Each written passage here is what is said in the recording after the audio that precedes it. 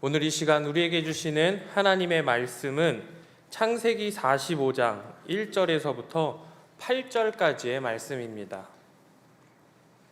창세기 45장 1절에서부터 8절까지의 말씀, 구약 성경 72페이지입니다.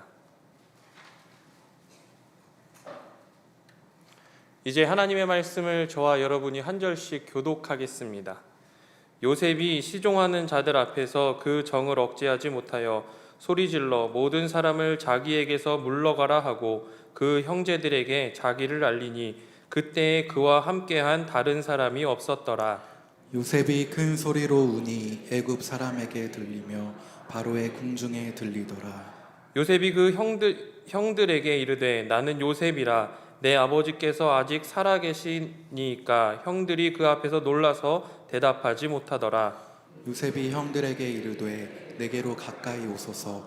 그들이 가까이 가니 이르되 나는 당신들의 아우 요셉이니 당신들이 애굽에 판 자라. 당신들이 나를 이곳에 팔았다고 해서 근심하지 마소서. 한탄하지 마소서. 하나님이 생명을 구원하시려고 나를 당신들보다 먼저 보내셨나이다. 이 땅에 2년 동안 흉년이 들었으나 아직 5년은 밭갈이도 못하고 추수도 못할지라. 하나님이 큰 구원으로 당신들의 생명을 보존하고 당신들의 후손을 세상에 두시려고 나를 당신들보다 먼저 보내셨나니 그런즉 나를 이리로 보낸 이는 당신들이 아니요 하나님이시라. 하나님이 나를 바로에게 아버지로 애굽 온 땅의 통치자로 삼으셨나이다. 아멘. 한 주간 세상의 소금으로 또한 빛으로 살아가시다가 다시금 말씀의 자리, 기도의 자리로 나오신 염산교회 공동체 모두를 환영하고 축복합니다. 오늘은 먼저 보내셨나이다 라는 제목으로 하나님 말씀을 나누고자 합니다. 우리 먼저 옆 사람과 이렇게 인사해 볼까요? 하나님이 당신을 사랑하십니다. 네, 우리 먼 곳에 계신 분과도 이렇게 인사하겠습니다. 은혜로 삽니다. 오늘 말씀을 나누는 가운데 우리에게 선한 일을 행하시는 주님의 은혜가 가득하기를 소망합니다. 성도님들 스키 배워보셨습니까? 스키 타는 거 탈 줄 아시는 분 계시지요? 저는 예전에 일본 견습 선교사로 사역했을 때 일본에서 난생 처음 스키를 타게 되었습니다. 그때 스키를 배우는데 그때 가르쳐 주셨던 목사님께서 두 가지를 얘기해 주시더라고요. 하나는 잘 넘어지면 된다. 잘 넘어지면 된다. 또 하나는 다리를 모아서 이렇게 A자 형태로 만들면 절벽 앞에서도 살아남을 수 있다. 두 가지를 얘기해 주셨습니다. 그렇게 한두 시간쯤 다리를 이 가운데로 오므리면서 A자 형태를 만들고 잘 넘어지는 것을 배웠는데 목사님이 자 이제 올라가자 라고 이야기를 하시더라고요. 저는 초보자 코스에 올라가나 싶었는데 갑자기 케이블카 같은 곤도라를 타고 가는 겁니다. 그리고는 한 2200m 정도 되는 산꼭대기로 저를 데리고 가셨습니다.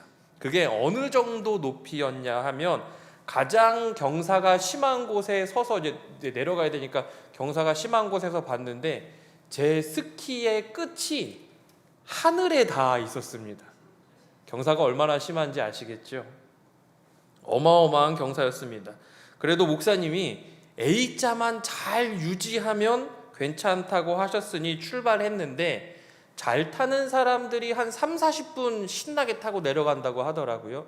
저는 4시간을 넘게 굴러서 내려갔습니다. 나중에 알고 보니 최상급자 코스였더라고요. 그곳은 일본의 니이가타라는 곳이었는데 눈이 많이 오는 지역입니다.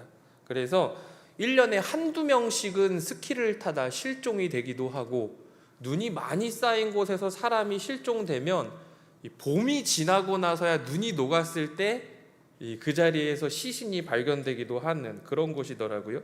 그런데 정말 신기한 것은 그렇게 한 4-5시간을 뒹굴뒹굴 하면서 내려왔더니 다음날 되니까 그래도 제법 잘 타게 되더라고요. 넘어짐이 오히려 저에게 도움이 되었습니다. 교구 사역을 할 때 우리 많은 어르신들에게 이런 말씀을 드립니다. 많이 어지럽고 다리에 힘이 풀린다는 우리 권사님들, 어르신 권사님들 많으시지요.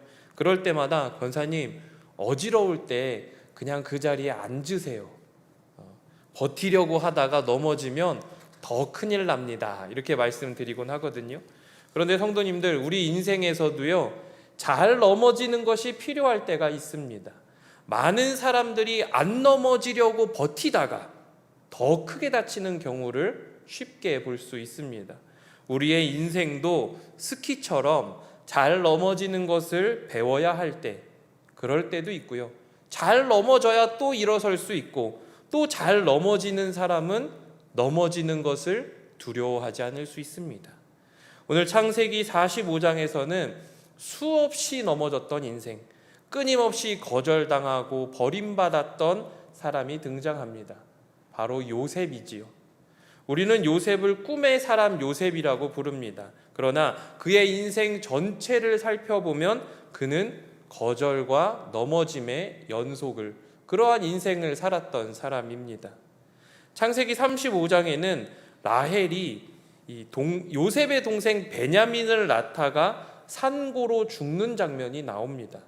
야곱의 아내 라헬이 죽는 장면은 이 긴 성경에서 아주 짧은 에피소드처럼 나오지만 요셉의 입장에서는 어땠을까요? 요셉의 입장에서는 어린 나이에 어머니가 죽은 겁니다. 한창 어머니의 보살핌을 받아야 할 나이에 어머니를 잃었습니다. 배다른 형제들은 요셉을 눈의 가시처럼 여겼습니다. 결국 형제들이 요셉을 죽이려고 합니다.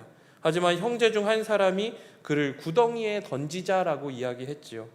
요셉의 옷을 벗기고 구덩이에 넣은 형제들이 무엇을 했을까요? 성경을 보니까요, 태연하게 밥을 먹고 있었습니다. 성도님들, 나를 원수처럼 바라보는 눈빛 보신 적 있으십니까? 나를 죽이려고 하는 눈빛을 보신 적 있으십니까? 나를 증오하면서 죽이려고 달려드는 그런 형제들의 모습을 보면서 또 구덩이 안에서 요셉이 무슨 생각을 했을까요? 그리고 요셉은 어떻게 했을까요? 가만히 있었을까요? 아닙니다. 절규했을 겁니다. 살려달라고 소리를 쳤겠지요. 하지만 형제들은 그런 요셉을 보고도 태연하게 그 옆에서 밥을 먹고 있습니다. 이제 요셉은 애굽의 종으로 팔려갑니다. 가나안에서 애굽까지 팔려가는 그 길에 요셉이 무슨 생각을 했을까요? 그래도 아버지가 나를 찾지 않을까라고 하는 그 작은 희망, 형제들에 대한 원망, 무엇보다도 그 팔려가는 그 오랜 길에 아무도 없이 혼자라는 두려움, 이런 복잡한 생각에 마음이 뒤숭숭할 때쯤 요셉은 애굽의 친일의 장 보디발의 집에 도착하게 됩니다. 그런데 여기에서 놀라운 표현이 나옵니다. 창세기 39장 2절과 3절인데요. 제가 봉독하겠습니다. 여호와께서 요셉과 함께 하심으로 그가 형통한 자가 되어 그의 주인 애굽 사람의 집에 있으니 그의 주인이 여호와께서 그와 함께 하심을 보며 또 여호와께서 그의 범사에 형통하게 하심을 보았더라. 또 한 절 21절과 23절인데요. 요약해서 말씀드리면 요셉이 보디발의 아내에게 모함을 당하여 왕의 죄수를 가두는 그 감옥에 갇혔을 때 여호와께서 요셉과 함께 하시고, 그리고 23절을 보니까요, 이는 여호와께서 요셉과 함께 하심이라 여호와께서 그를 범사에 어떻게 했다고요? 형통하게 하셨더라. 성도님들, 이상하지 않습니까? 형제들에게 애굽에 팔렸는데 여호와께서 요셉과 함께 하신답니다. 누명을 쓰고 왕의 감옥에 갇혔는데 그게 형통이랍니다. 말도 안 되지요. 요셉의 삶을 보니 우리의 인생도 그와 다르지 않다는 것을 깨닫게 됩니다. 우리도 가장 소중한 일을 갑자기 떠나보내야 하는 그러한 상실을 느끼며 삽니다. 의지하고 사랑했던 이가 어느 날 갑자기 사라질 때도 있습니다. 누군가의 모함으로, 배신으로 위기에 빠질 때도 있습니다. 심지어 억울하게 비난받거나 금전적으로, 육체적으로 손해를 볼 때도 있습니다. 분명 하나님을 의지하고 나름 잘 살고 있다고 생각했는데 의도했던 일이 풀리지 않는 그런 때도 있습니다. 하나님의 분명한 응답을 받고 진행한 일이 실패할 때도 있습니다. 우리도 요셉의 인생과 크게 다르지 않습니다. 그런데도 하나님은 우리를 사랑하는 아들이라고, 사랑하는 딸이라고 하신답니다. 이해도 안 되고요, 납득도 안 됩니다. 그러나 사랑하는 염산교회 공동체 여러분, 이 절망적인 순간에도, 포기하고 싶은 상황에도 하나님의 은혜가 있습니다. 시편 23편에서 다윗은 이렇게 고백합니다. 내가 사망의 음침한 골짜기를 다닐지라도 해를 두려워하지 않을 것은 주께서 나와 함께 하심이라. 주님의 지팡이와 막대기가 나를 안위하시나이다. 또한 고린도 후서에서 바울은 이렇게 고백했는데요. 우리가 사방으로 우겨쌈을 당하여도 쌓이지 아니하며 답답한 일을 당하여도 낙심하지 아니하며 박해를 받아도 버림받지 아니하며 거꾸러뜨림을 당하여도 망하지 아니하고. 성도님들, 우리는 하나님이 함께 하시면 사망의 음침한 골짜기가 아니라 탄탄대로를 걸어야 한다고 생각합니다. 하나님이 함께 하시면 사방으로 우겨쌈을 당하거나 답답한 일을 당하거나 낙심을 당하거나 박해를 받는 일 따위는 우리의 삶에 없어야 한다고 생각합니다. 하나님이 요셉과 함께 하셨다면 보디발의 아내로 인해서 누명을 쓰는 일 없었어야 할 것이고, 감옥에도 갇히지 말아야 할 것이고, 형제들이 우애 있게 서로 사랑하면서 그렇게 살아야 했습니다. 요셉의 이야기를 전체적으로 살펴보면 또 한 가지 이해가 되지 않는 표현이 있습니다. 요셉이 애굽에서 종으로 팔렸을 때, 감옥에 갇혔을 때, 그리고 훗날 애굽의 총리가 되었을 때, 이 중에 언제가 요셉의 인생 가운데 가장 형통한 때였을까요? 성경이 말하는 형통한 때 언제였을까요? 누가 봐도 애굽의 총리가 되었을 때 아니겠습니까? 그런데 재미있는 것은요, 보디발의 집에 종으로 팔렸을 때, 감옥에 있을 때 요셉이 형통했다라는 표현이 성경에는 기록되어 있지만, 오히려 애굽의 총리가 되어서는 조금 먹고 살만해졌을 때는 그런 표현이 나오지 않는다는 것입니다. 아마도 저는 이것이 인간의 관점과 하나님의 관점이 서로 다름을 보여주는 본문이라고 생각합니다. 그렇다면 오늘 우리가 그리스도인으로서 어떠한 관점으로 살아야 하고, 또 우리는 어떻게 살아야 할까요? 말씀을 통해 잠시 묵상해 보고자 합니다. 첫째로, 그리스도인은 믿음의 관점, 즉 섭리의 관점으로 살아야 합니다. 본문 5절을 보십시오. 당신들이 나를 이곳에 팔았다고 해서 근심하지 마소서, 한탄하지 마소서. 하나님이 생명을 구원하시려고 나를 당신들보다 먼저 보내셨나이다. 그리고 8절 상반절을 보니까요, 그런즉 나를 이리로 보낸 이는 당신들이 아니요 하나님이시라. 성도님들, 요셉이 애굽의 종으로 팔려갈 때, 감옥에 갇혔을 때, 그리고 애굽의 총리가 되었을 때 하나님이 생명을 살리고자 나를 이곳에 보내셨다. 언제 그가 생각했을까요? 처음부터 그렇게 생각했을까요?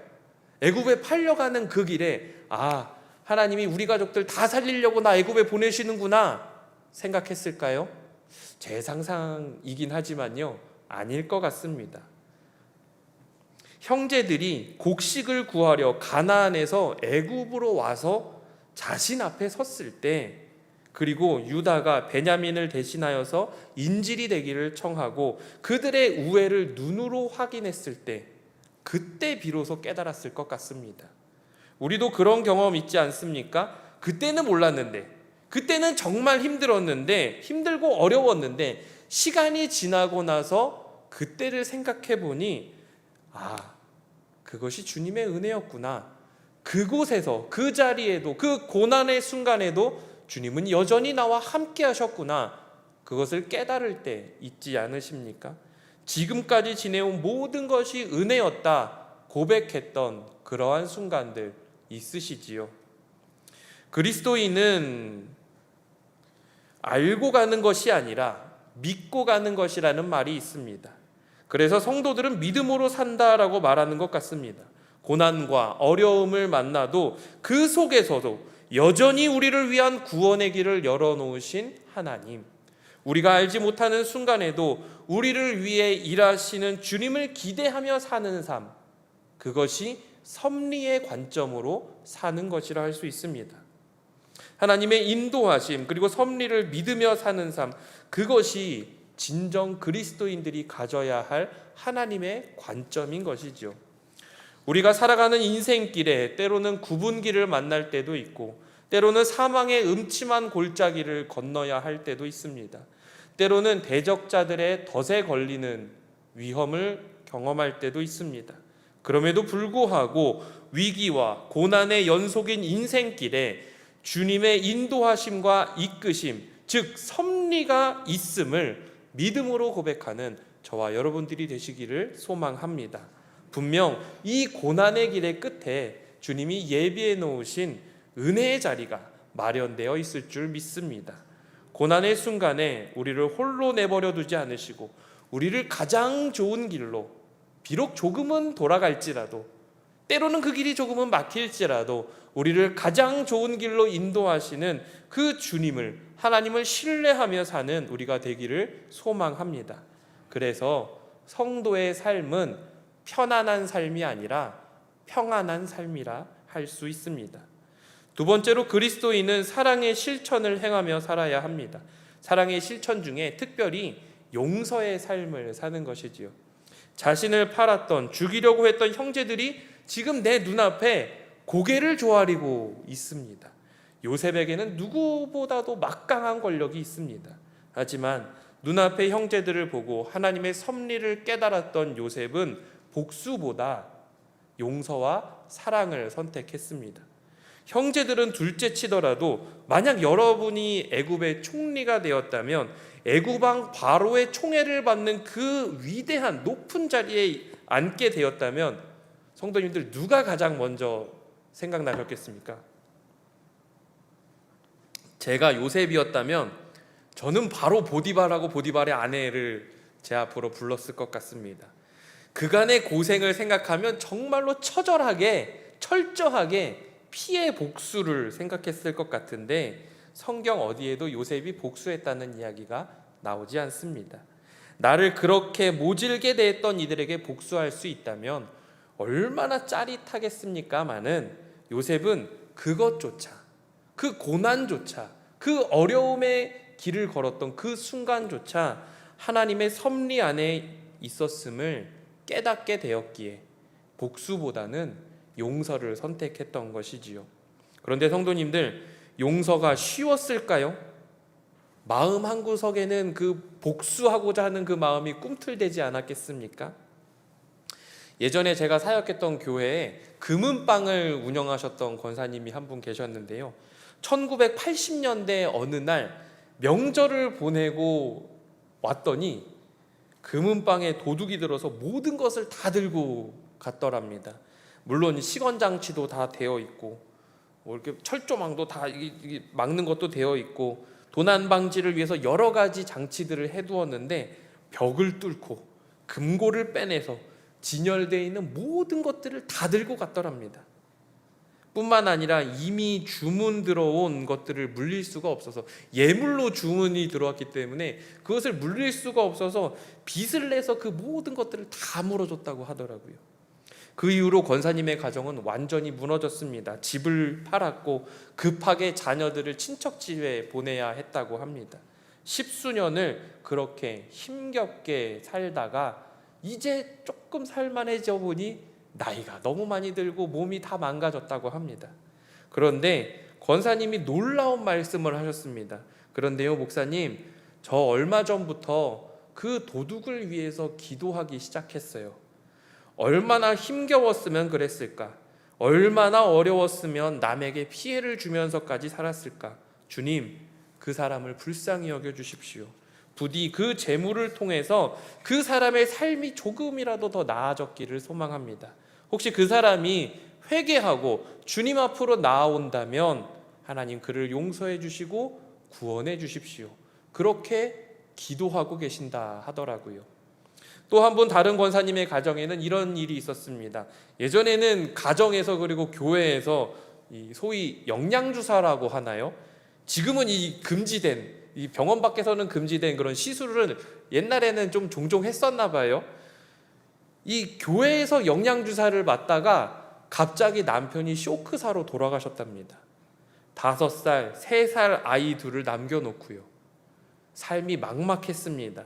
80년대에 여자 혼자 아이 둘을 키우는 것이 얼마나 힘들었겠습니까? 듣는데 눈물이 나더라고요.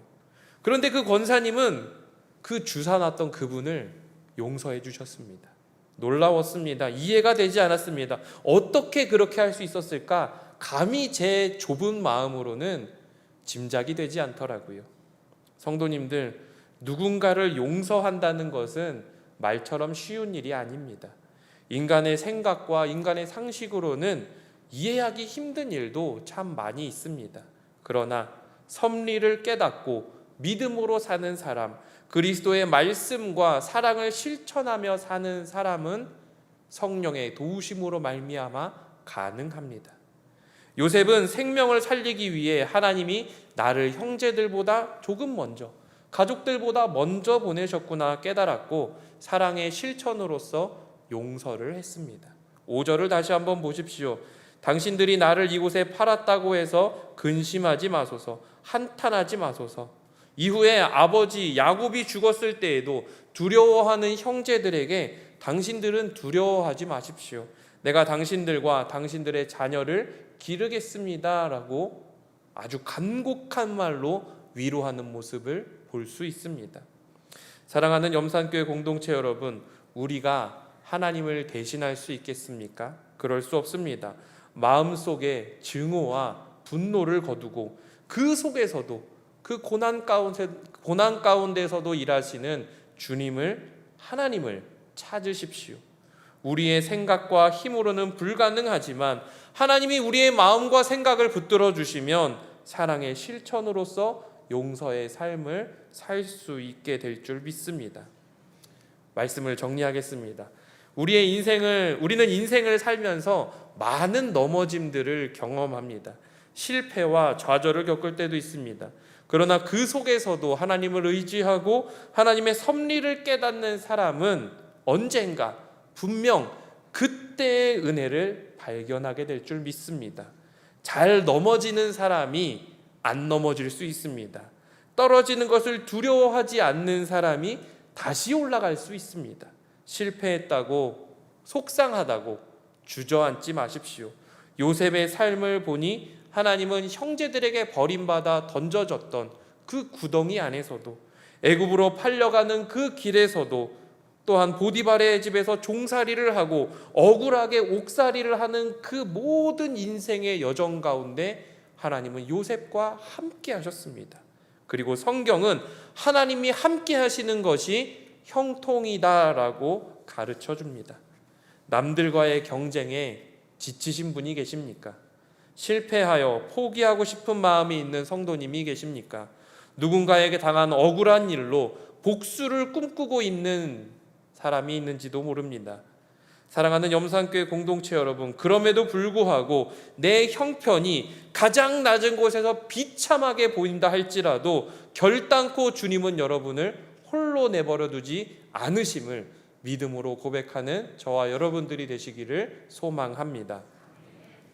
예전에 제가 장교로 군대를 갔다 왔는데요. 학사장교 시험을 치르고 면접을 보는데 면접관이 이런 질문을 했습니다.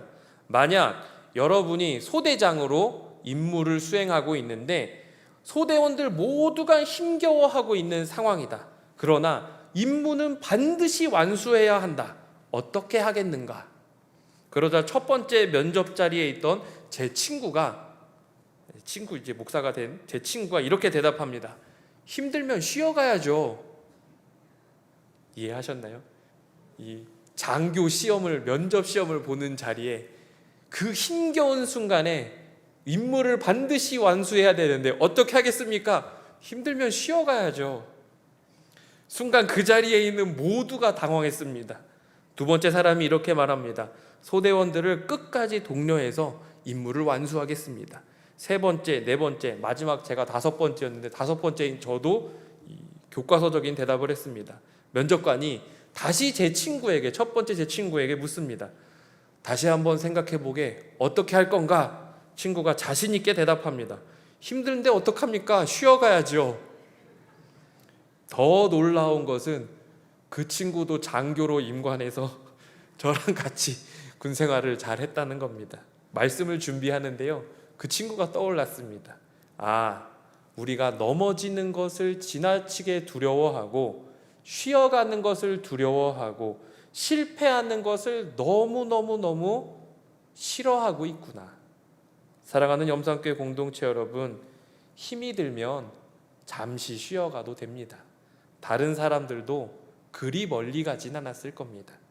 무엇보다 실패했어도 실수했어도 넘어지고 자빠지고 쓰러졌어도 여전히 그 자리에서 우리를 향해 손을 내밀어 주시는 주님, 여전히 그 자리에 우리와 함께 하시는 하나님이 계시기에 다시 일어설 수 있는 용기와 힘을 얻을 수 있음을 믿습니다. 우리의 삶을 복수에 허비하지 마십시오.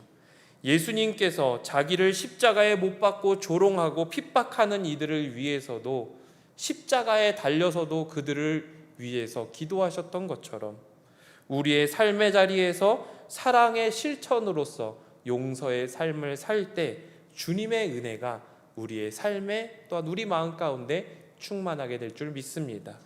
바라기는 실패하고 넘어지는 그 순간에도 하나님께서 놀라운 섭리로 우리를 인도하고 계심을 깨닫고 은혜를 발견하며 또한 그 은혜를 누리고 자비와 사랑으로 그 은혜를 나누며 살아가는 우리 세상의 소금 염산교회 식구들이 되시기를 주님의 이름으로 축복합니다. 기도하겠습니다. 사랑의 하나님, 넘어지고 쓰러지고 실패한 그 순간에도, 고난의 순간에도 주님이 함께 하심을 믿습니다.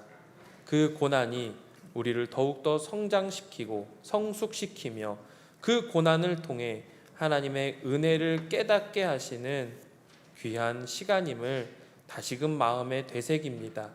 어려움을 당하는 이가 있다면 하나님 위로하여 주시고, 슬픔 당한 이가 있다면 하늘의 충만한 은혜로 채워 주시옵소서.